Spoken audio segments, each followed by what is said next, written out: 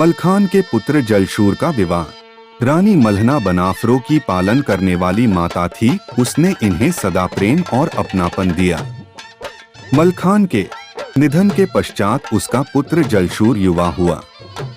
माता महना को स्वप्न हुआ।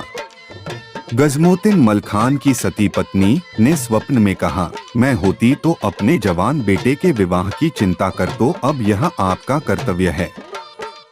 आपने इसके पिता को पाला, विवाह करवाया, अब जलशूर का विवाह भी आप करवाइए। रानी ने स्वप्न की बात चंदेला राजा परिमाल से कही। राजा ने ऊदल को बुलवाया। आल्हा ने सारी बात ऊदल से सुनी। जलशूर का विवाह करने का निश्चय किया। सभी भाई भतीजे और परिवारी तैयार हो गए। सेना सजाकर दिल्ली आ पहुंचे। पृथ्वीराज ने हरकारा भेजा ताकि पता कर सके कौन राजा चढ़ाया है, क्या चाहता है। हरकारे से पत्र लेकर ऊदल ने पढ़ा। फिर पृथ्वीराज को उत्तर लिखा, आपने कभी मलखे से उसके पुत्र के विवाह का वायदा किया था। अब वह जवान है, विवाह के योग्य है, मलखान नहीं है तो क्या हुआ। आल्हा ऊदल अपने भतीजे की बारात लेकर आए हैं।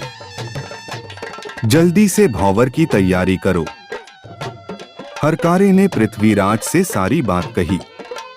तब पृथ्वीराज के पुत्रों ने कहा, आप चिंता मत करो, हम बनाफरों को दिन में तारे दिखा देंगे। युद्ध की तैयारी फटाफट हो गई। पृथ्वीराज की तोपें चलने लगी। हाथी, ऊंट, घोड़े तोपों के गोले लगते ही गिर पड़ते। आदमी के तो चीथड़े उड़ जाते। महोबा वालों ने भी जवाब दिया। दिल्ली के निवासी दुहखी हो गए।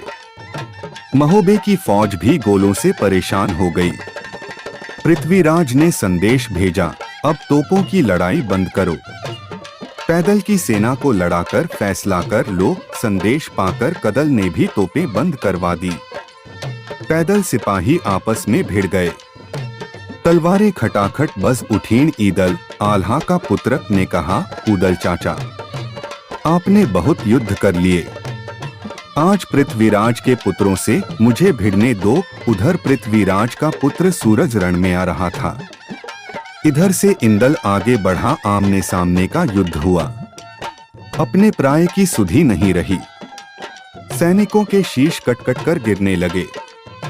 फिर सूरज और ईदल भिड़ गए। सूरज ने 5 सांग चलाई और तलवार के वार किए, पर इंदल ने बचा लिए। इंदल के पहले ही बार में सूरज गिर पड़ा। इंदल ने फुर्ती से उसे बंदी बना लिया। बंदी सूरज को ऊदल के पास भिजवा दिया। मोती और चौंडा दोनों ने ईदल को घेर लिया। जलशूर ने कहा कि मुझे भी युद्ध में 2-2 हाथ करने की अनुमति दीजिए। ऊदल की आज्ञा पाकर जलशूर भी रण में कूद पड़ा। प्रायः युद्ध में दूल्हे को नहीं जाने देते हैं। जलशूर की बहादुरी देखकर मोती तो भाग ही गया। चौंडा पंडित की जलशूर ने कैद कर लिया। पृथ्वीराज ने फिर नाहर सिंह को भेजा। कदल ने सुरंग बनाकर बारूद भर दिया। जैसे ही दिल्ली की फौज वहां आई, सुरंग को उड़ा दिया गया।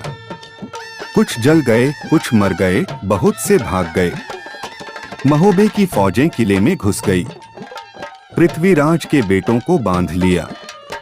स्वयं पृथ्वीराज महल में छिप गया। रानी अग्मा ने ऊदल को आश्वासन दिया कि कल प्रातः भावर डलवा दूंगी, अब युद्ध बंद कर दिया जाए। अगले दिन प्रातः मंत्री ने भी यही सलाह दी कि बेटी मंदाकिनी की भावर डलवा दी जाए। पृथ्वीराज ने नेगी भेज दिया और दूल्हे सहित मंडप में आने का निमंत्रण दिया। दूल्हे की पालकी में बैठाकर बनाफर परिवार पृथ्वीराज के महल में पहुंच गया। सुंदर मंडप सजाया गया था।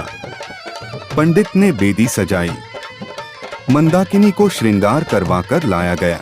उसकी एक लट में 100 मोती गुथे हुए थे। 5 मुहर से बनी नथ नाक में पहनी थी। होठों पर बुलाक लटक रहा था। बाजुओं में भुजबंद, छन, कंगन और पछेली पहनी। अंगूठे में आरसी जिसमें नगीनेदार शीशा था। पैरों में कड़े, छड़े, पाजेब और लच्छे, सब गहने बिटिया की सुंदरता में 4 चांद लगा रहे थे। इधर पंडित ने गणेश पूजन करवाया। गौरी पूजन और नवग्रह पूजन के पश्चात गठबंधन करवाकर हवन और फेरे की तैयारी कर ली।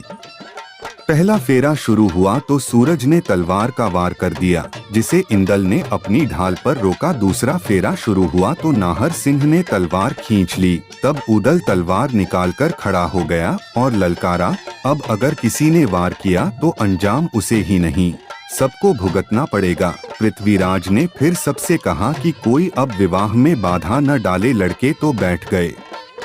फिर चौड़ा राय ने कहा, मैं इनसे छल से बदला लूंगा।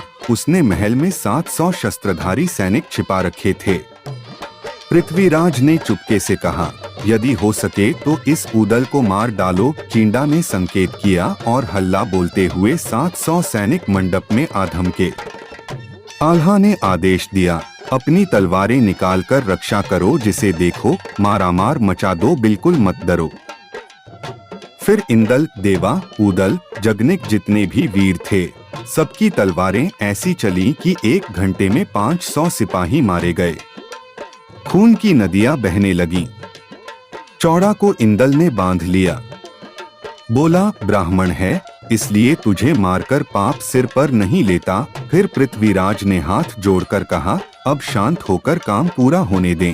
अब शूर के बाकी फेरे डलवाए। और उदल बोला, जब तुरंत विदा करो। रानी ने संदेश दिया, हमारे रिवाज से बेटी गौने को ही विदा की जाती है।